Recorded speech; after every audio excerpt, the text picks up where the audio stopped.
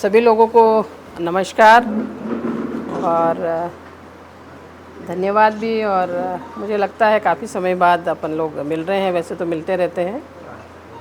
और ये कि हमारी मध्य प्रदेश की सरकार का अभी बजट पेश हुआ है।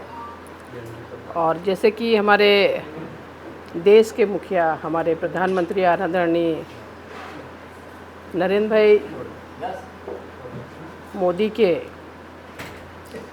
नेतृत्व में और उनकी मंशा अनुसार हमारे प्रदेश के मुख्यमंत्री डॉक्टर मोहन यादव जी ने जो बजट पेश किया है वो सर्वहारा वर्ग के लिए है और सभी के हितों के लिए, सभी वर्गों के लिए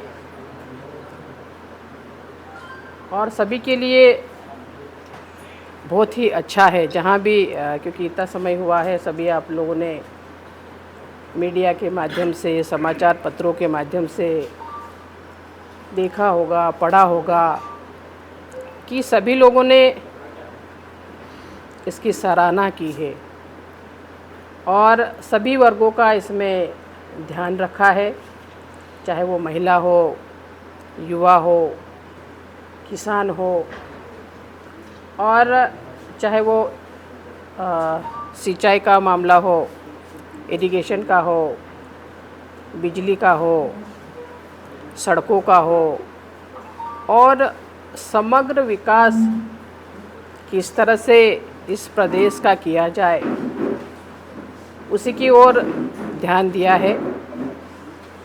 और यही मंशा हमारे देश के प्रधानमंत्री परम आदरणीय नरेंद्र भाई मोदी का भी ये है कि वो पूरे देश में और हमारे प्रदेश में एक समग्र विकास किस तरह से होना चाहिए और उसी पे हमारी भारतीय जनता पार्टी का फोकस है। और इसलिए अलग अलग माध्यमों के द्वारा हम लोगों ने विकास का काम किया है और इसीलिए हम आज इस प्रेस वार्ता के माध्यम से आप लोगों से रूबरू हो रहे हैं। एक आंकड़े भी हम लोग आप लोगों को देंगे, जो मोटी मोटी चीज़ों जो है वो हम आप लोगों के बीच में ज़रूर रखना चाहेंगे, क्योंकि मेरे पास एक बहुत बड़ा विभाग है और आधी आबादी का नेतृत्व महिला और बाल विकास विभाग हमारा करता है और उसमें भी अनेक तरह की योजनाएं जो हमारा केंद्र सरकार भी और मध्य प्रदेश की सरकार संचालित करती है। और भारतीय जनता पार्टी की सरकारों ने महिलाओं के लिए, खासकर उनके उत्थान के लिए ऐसी योजनाएं बनाने का काम किया है, चाहे वो लाडली लक्ष्मी योजना हो, लाडली बहना योजना हो और ऐसी योजनाएं ला कर के चाहे वो उनको आरक्षण देने का काम हो। अभी जो पंचायतों में है, नगर पालिका है, नगर निगम है, या इनमें 50% जो बहनें हमारी चुन कर के आती है, आज वो किसी न कहीं बैठ कर के और वो प्रतिनिधित्व कर रही हैं, चाहे वो पंचायत में हो, नगर पालिका में हो, जनपद हो, जिला पंचायत में हो। तो एक महिलाओं के नेतृत्व को उभारने का काम, उनको अधिकार देने का काम अगर किसी ने किया है तो वो भारतीय जनता पार्टी ने किया है। और वही हमारे देश के प्रधानमंत्री आदरणीय नरेंद्र भाई मोदी भी कर रहे हैं कि लोकसभा में उन्होंने 33% लाए हैं वो, और वो भी काम कर रहे हैं कि लोकसभा और विधानसभा में भी इस तरह की व्यवस्थाएं हम लोग करें। तो यही सारी चीज़ें हैं। जहाँ तक मेरे विभाग की बात है तो सबसे ज़्यादा बजट 26,560 करोड़ के बजट का प्रावधान इसमें किया गया है। और वहाँ हमारी लाडली लक्ष्मी हो या लाडली बहना हो, उसके माध्यम से अनेक अनेक चीज़ें करने का काम हम लोग कर रहे हैं। हमारे ज़िले में भी कई रोड हुए हैं और कहीं तालाब भी हुए हैं। मेरे क्षेत्र में भी, पेटलावद क्षेत्र में भी हुए हैं और उसका श्रेय हम भारतीय जनता पार्टी की सरकार को और डॉक्टर मोहन यादव जी को देते हैं। और आगे भी विकास में इस क्षेत्र में, इस आदिवासी क्षेत्र, क्योंकि हमारे ये ज़िला झाबुआ ज़िला आदिवासी क्षेत्र में है, और यहाँ के विकास के लिए भारतीय जनता पार्टी की सरकार कोई कमी नहीं छोड़ेगी, कोई कसर नहीं छोड़ेगी। यही आप लोगों से कहना है और आने वाले समय में यहाँ के विकास में कोई कमी नहीं छोड़ेगी। दीदी, एक क्वेश्चन है कि बामनिया के अंदर जो हमारा रेलवे स्टेशन है उस पर ओवरब्रिज बनना है और हमेशा उस रेलवे फाटक पर बार बार एक्सीडेंट होते हैं। बामनिया नगर का मामला है। उनकी बार ये बहुत भयानक एक्सीडेंट हुआ था। रेलवे विभाग ने बोला था कि हाँ ओवरब्रिज बनाएंगे और तत्कालीन सांसद महोदय ने ये भी कहा था कि बहुत जल्द बन जाएगा। इसके लिए आप क्या करेंगे? देखिए, ये सेंट्रल गवर्नमेंट का विषय हो, लेकिन उसमें प्रयास हम लोग कर रहे हैं। मेरी ही विधानसभा का ये है और हम कोशिश करेंगे कि वहाँ जल्द से जल्द बने वहाँ पे। मैडम, मेरा सवाल था कि 3,000 रुपये लाडली बहनाओं को आगे जाके किए जाएंगे, ऐसा जब योजना शुरू हुई थी तब कहा गया और विपक्ष लगातार मांग कर रहा है। और अभी जो बजट आया है, क्या इसमें कुछ ऐसा प्रावधान है कि इस राशि को अगले कुछ महीनों में बढ़ाया जाएगा?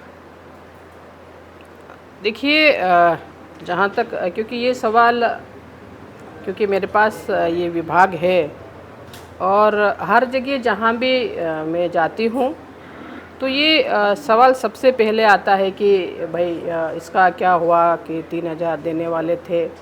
लेकिन अभी जो स्थिति है कि हम 12,500 रुपये हमारी सभी बहनों को हम लोग दे रहे हैं।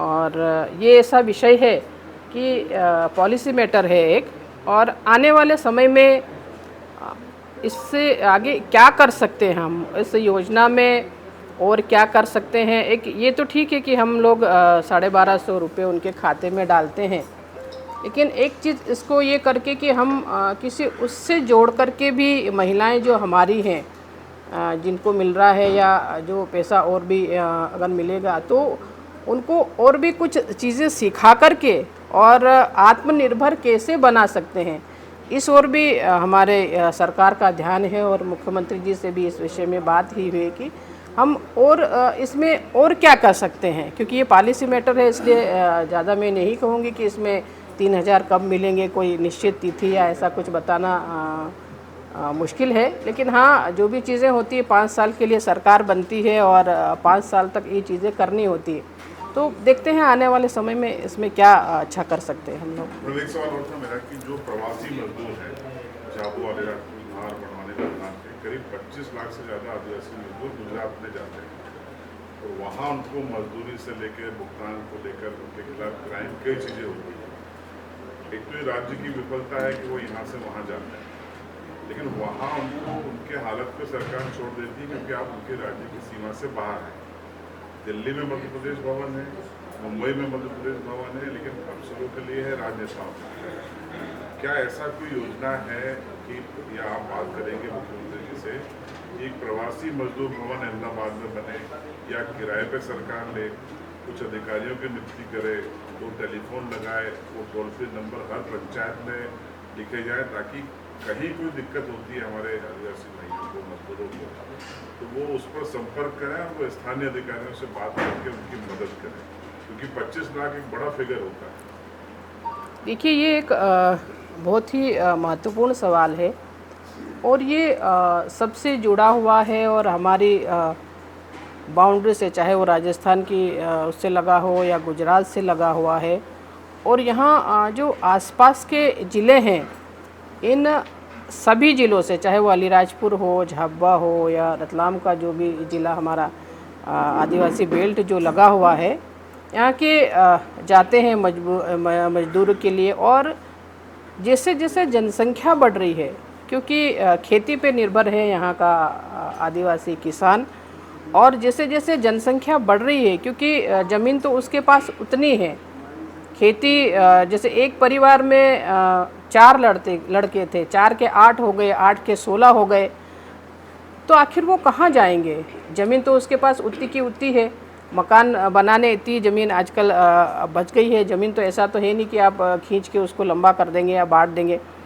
तो कहीं ना कहीं वो अपनी आर्थिक उससे भी करने के लिए जहाँ उसे काम मिलता है वहाँ जाता है। लेकिन जो विषय आपने उठाया है कि यहाँ मजदूर, जो सरकार अपनी तरफ से जो कर सकती है कि यहाँ उनको मजदूरी मिले, वहाँ तक तो वो कोशिश करती है कि यहाँ उन लोगों को मजदूरी मिल सके। लेकिन जो आपने एक बात बताई है कि यहाँ पे गुजरात में जाते हैं, उनके लिए वहाँ व्यवस्था करना, जैसे रहने के लिए कोई भवन बन जाए या ऐसी, तो इसमें सरकार सोच रही है इस विषय में और चर्चा भी कर रही है कि उनके साथ जो बच्चे जाते हैं उनकी शिक्षा का भी ध्यान कैसे रखा जा सकता है। और जो छोटे बच्चे, कई बार तो ये है कि डिलीवरी भी, हमारी माता बहनें जो जाती है तो उनकी डिलीवरी भी वहाँ हो जाती है, तो उनके जो बच्चे कहीं ना कहीं कुपोषित भी पाए जाते हैं। अभी जब मैंने विज़िट किया था डिस्ट्रिक्ट हॉस्पिटल में, तो ऐसे कुपोषित बच्चे भी कुछ थे जो काम के लिए गए थे और यहाँ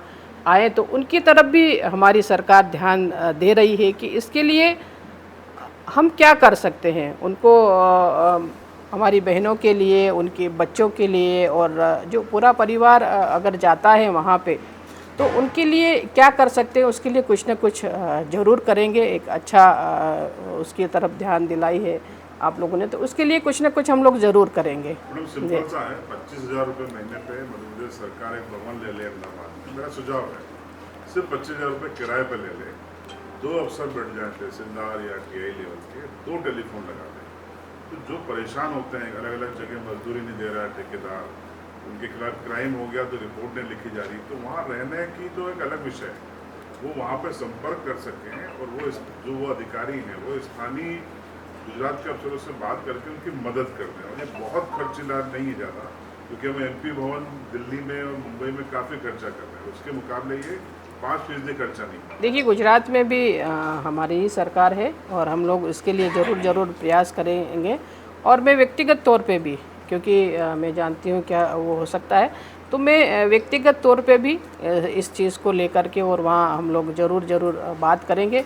और ये कि अलग अलग भिन्न क्षेत्रों में, जैसे ग्रामीण क्षेत्रों में भी, वहाँ यही नहीं कि नगरीय क्षेत्रों में काम करते हैं, कहीं ये कि खेती में वगैरह, यहाँ तो अलग अलग क्षेत्रों में हमारे लोग जाते हैं, तो कोशिश करेंगे कि कुछ ना कुछ इसका रास्ता ज़रूर निकालेंगे। दीदी, आपने मैडम बजट की बात की है कि बजट में झाबा के लिए मेडिकल कॉलेज नहीं है, कसारबाड़ी औद्योगिक क्षेत्र उसके लिए कुछ नहीं है, तो किस तरह झाबा विकसित हो? देखिए, जैसा कि हमारे मुख्यमंत्री जी ने भी ये कहा है कि हर एक ज़िले में हम मेडिकल कॉलेज खोलेंगे और आने वाले समय में वो होगा, धीरे धीरे करके सब ज़िलों में कर रहे हैं, तो यहाँ पे भी होगा। ये तो होते आ रहा है, मतलब कि प्राथमिकता में नहीं है। झाबा जो है मध्य प्रदेश का सबसे गरीब जिला है, अगर आप गरीबी इंडेक्स देखेंगे तो उसमें झाबा और तो दोनों सबसे गरीब जिले हैं। नहीं, करवाएंगे, यहाँ हम लोग लगे हुए हैं और करवाएंगे यहाँ पे जल्दी। मैडम, गुड गवर्नेंस के तहत 181 सीएम हेल्पलाइन सर्विस शुरू की हर डिस्ट्रिक्ट में, उसमें हज़ारों केस अभी पेंडिंग चल रहे हैं। अपने झाबुआ जिले की बात कर रहे थे, यहाँ 2000 से ज़्यादा केस अभी पेंडिंग है। और आपका जो डिपार्टमेंट है वहाँ अभी 145 कंप्लेंट जो है पेंडिंग चल रही है।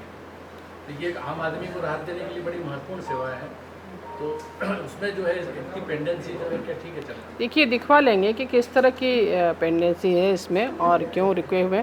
हालांकि इसमें होती है, कार्रवाइयाँ भी होती है और सब सारी चीज़ें होती है, लेकिन आपने दिखाया तो दिखवा लेंगे कि क्यों वहाँ पे लंबित है ये प्रकरण। आदर्श कॉलेज जो झाबा बनी है जिसमें दिलीप सिंह भैया के नाम से थी, लेकिन अभी तक वो बोर्ड भी हटा दिया गया, इस पर क्या? देखिए, इस पर क्या प्रतिक्रिया दूंगी मैं, कार्रवाई चल रही है, जल्द से जल्द करेंगे। आंगनवाड़ी केंद्र के लिए मरम्मत के लिए हर वर्ष करोड़ों का बजट आता है, पर आज भी आंगनवाड़ी बहुत सी जर्जर है, पानी टपकता है, बच्चे बाहर पढ़ते हैं, करोड़ों का बजट हर वर्ष आता है, पर वो स्त्री जस की तरह से इसका बजट जाता कहाँ है मैडम हर वर्ष? देखिए, क्योंकि मैं उस विभाग की मंत्री हूँ अब, और आप लोगों को आश्वस्त करती हूँ कि आने वाले इन 5 सालों में कम से कम झाबुआ ज़िले की ऐसी कोई आंगनवाड़ी नहीं रहेगी कि वो भवन विहीन रहे। और ये है, और हो सकता है कहीं कहीं है ऐसी परिस्थितियाँ कि कहीं जर्जर हैं या कुछ जगह बनी नहीं है। तो कई तरह की चीज़ें आती है, इसमें टेक्निकल चीज़ें भी आती है बहुत सारी, क्योंकि ये पूरे प्रदेश की जहाँ चर्चा करते हैं तो ऐसी चीज़ें हर जगह हम लोगों के बीच में आ रही है। और इसलिए हम लोग ऐसा एक वातावरण बनाने की कोशिश कर रहे हैं कि आंगनवाड़ी जो चीज़ है वहाँ हम बच्चों का बेस बनाने का काम करते हैं। और वहाँ ऐसा वातावरण होना चाहिए कि वहाँ ऐसा भवन हो कि जहाँ बच्चे आकर्षित होकर के आए। जहाँ हम शहरी क्षेत्रों में देखते हैं ना कि वो प्ले स्कूल होते हैं, तो वहाँ कई तरह की चीज़ें होती है, कई तरह के खिलौने होती हैं और बच्चे खुश हो करके वहाँ जाते हैं कि हमें जाना है प्ले स्कूल। तो उसी तरह के हमारे ग्रामीण क्षेत्रों में भी मॉडल के रूप में ऐसे भवन बने और उसमें ऐसा वातावरण हम निर्मित करें कि हमारे ग्रामीण क्षेत्र के बच्चे भी वहाँ आए और वहाँ कुछ सीख करके जाए, खेलना और सारी चीज़ें। क्योंकि इतने छोटे बच्चे होते हैं कि उनको एक वातावरण देने की ज़रूरत है और उसके लिए विभाग के साथ साथ हमें सामाजिक और सब तरह से प्रयास करना पड़ेगा और वैसा वातावरण बनाने की हम लोग कोशिश कर रहे हैं। और मुझे लगता है कि इसमें सफलता हमें ज़रूर से ज़रूर मिलेगी। Thank you ma'am. और कुछ आप लोगों का बहुत बहुत धन्यवाद।